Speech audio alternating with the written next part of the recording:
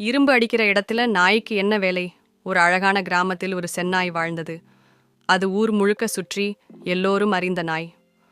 ஒரு நாள் அந்த கிராமத்தில் ஒரு புதிய காரிகை வந்தார். அவர் மிகவும் திறமையான இரும்புச் சாமியார். அவர் தங்கிய இடத்தில் ஒரு சிறிய கூடாரம் அமைத்து இரும்பு வடிக்கத் தொடங்கினார். செந்நாய் சத்தத்தை கேட்டுக்கொண்டே அந்த இடத்திற்கு ஓடி வந்தது. கையில் பனிக்கட்டியுடன் இரும்பை அடிக்கிற காரிகையை பார்த்த நாய் ஆச்சரியப்பட்டு அங்கே நின்றது. வெப்பமும் சத்தமும் அதற்கு புதிய அனுபவம். அப்போது காரிகை நாயை பார்த்து சிரித்தார். இரும்பு அடிக்கிற இடத்துல நாய்க்கு என்ன வேலை என்று மெதுவாக சொன்னார். அந்த வார்த்தைகள் நாயின் உள்ளத்தில் பதிந்துவிட்டன. அதை விலகச் சொல்ல விரும்பாமல் அதை தெரிந்தவராய் அர்த்தம் புரியும் விதத்தில் சொன்னார்.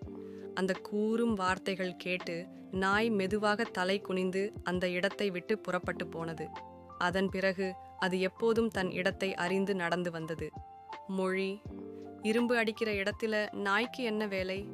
பெரியவர்கள் செயல்களில் சம்பந்தமில்லாதவர்கள் தலையிடாமல் விலக வேண்டும். இதுவே இந்த கதையின் பாடம்.